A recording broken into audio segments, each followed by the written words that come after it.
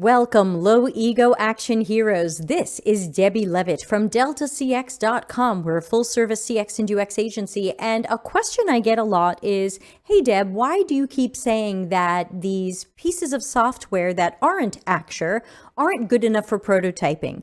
Maybe you like to make your prototypes in InVision, Sketch, Figma, Adobe XD, Principle, something else. I'm all about Axure, not sponsored. And I talk about Axure all the time, and I very often say that I really don't think these other tools are worth it for prototyping. Maybe you like to do them for wireframing or specs or some other visual design, but I'm against them for prototyping and people want to know why. So the main reason is that the prototypes they create are usually not realistic. And you might say, what are you talking about, Deb? I gave them real visual design and colors and branding and the logo. They're highly realistic. Well, hold on. That's high fidelity.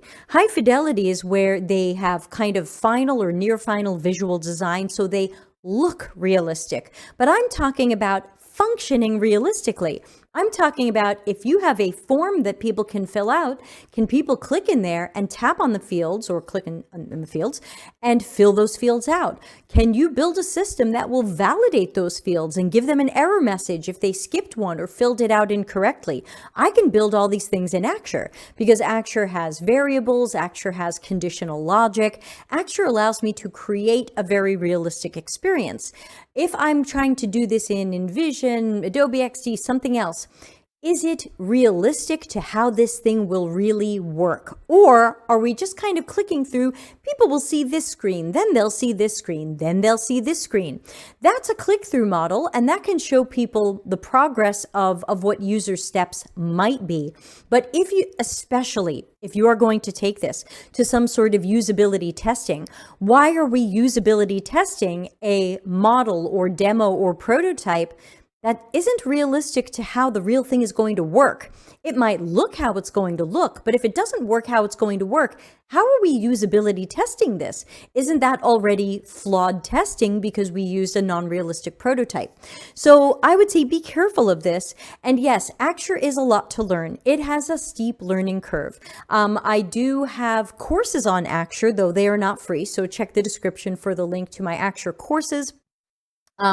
But I believe no matter how you learn Axure, whether it's from me or somebody else, it's important to learn for realistic prototyping that you can really take to usability testing and be able to have a more realistic model that we can build without having to ask engineers to make us prototypes or without having to write code.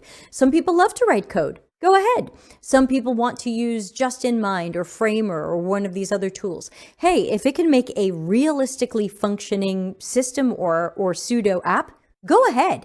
It doesn't have to be Axure, but it has to be realistic. Otherwise, we're usability testing something that is flawed in that it is not how things will really look or work. And we usually can't test what if people get it wrong. Here's what the error message looks like, or here's what this path looks like. Oh, you're signed in, you see this. You're not signed in, you see this, and takes people down more realistic paths.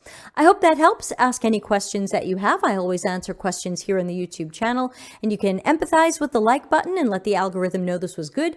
Check the description for lots of links on how to join us on our live streams, including on Twitch, which is better than YouTube. You can join for free our Slack workspace, which has almost 500 people now.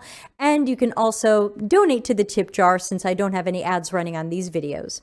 Thanks and see you in the next video.